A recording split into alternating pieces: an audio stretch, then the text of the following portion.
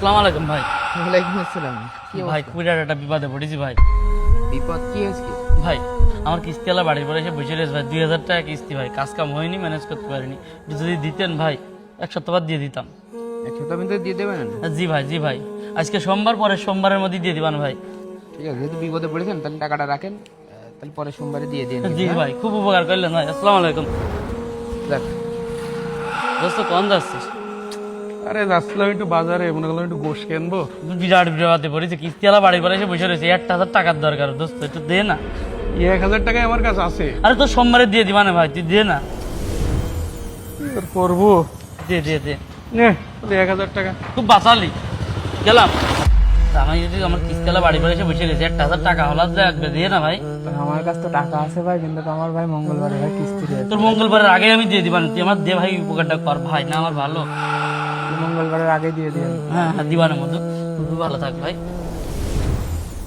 টাকা ধার দিয়ে বিরাট বিপদে বললাম। 1 সপ্তাহের কথাকে 10 দিন হয়ে গেল টাকা দেয় না, ফোন দিলি ফোন ধরে না। এই যে এখানে বসে দেখি, এখন ফোন দিয়ে দেখি।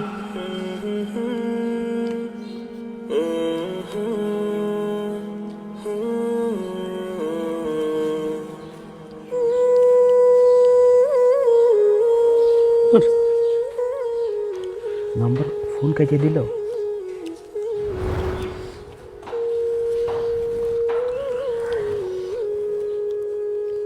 কিরে, ফোন দিচ্ছি, ফোন ধরছিস নে। টাকা 7 দিনের ভিতরে দেওয়ার কথা, আজকে 10 দিন হয়ে যাচ্ছে, তোর কোনো সাড়া শব্দ নেই। কি কাহিনী কি? ওই হইল কি ভাই, মতো কাজ হচ্ছে না তো, এই জন্য দিতে পারছি না। আরে ফোনের এই ডিসপ্লে দেখা যাচ্ছে না ভাই, এই দেখেন ভেঙে গিয়েছে, বোঝা যাচ্ছে না। ফোন কিটা দিলি? তো তুই টাকাটা নেওয়ার সময় কি করলি? যে ভাই 7 দিনের ভিতরেই দিয়ে দিবা না, আমি খুব বিপদে পড়েছি। যেই বিপদ উদ্ধার হয়ে গেল, সেই তুমি কাঠের চশমা করে ফেল দিও। মানুষ টেনশন না? ভাই খুব জ্বর শরীরে, 5 দিন কাজে যাইতে পারিনি, ওষুধই টাকা অত কথা না, তুই যে টাকা দিবি কবে সে কথা বল। ভাই। আপনার টাকা আমি আমি এই খুব বললাম 7 দিনের মধ্যে আপনার টাকা দিয়ে দিবেন। 7 দিনের মধ্যে কবে? তারিখ কর। তারিখ আছে যে আজকে তো 9 তারিখ, আপনার 17 তারিখে টাকা দিয়ে দিবেন। টাকা দিলাম তোর উপকারের জন্য, এখন তোর পিছনে আমার খুঁজে বেড়ানো লাগছে। বিপদে পড়েছি বলতে। এরপরে যেন মিস না হয়, কয়ে দিলাম। ঠিক আছে ভাই, আসসালামু আলাইকুম। কি রে বন্ধু, গোশ না গেলে তোর সেদিনকে টাকা দিলাম, দেখাও করিস না, ফোন দিলি ফোন ধরিস না, বিষয়টা কি?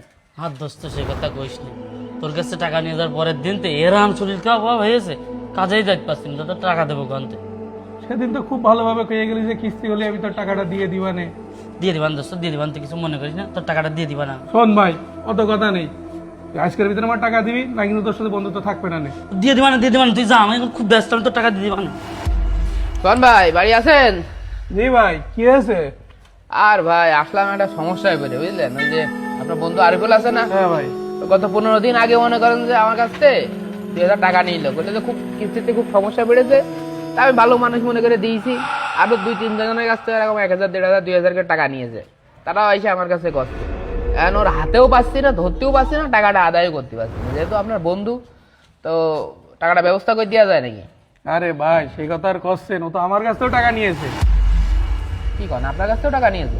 শুধু আমার কাছ থেকে, এলাকায় আরো 4-5 জনের কাছে টাকা নিয়েছে, সবাই আমার কাছে এসে, আমার বন্ধু। তাহলে কি করা যায়?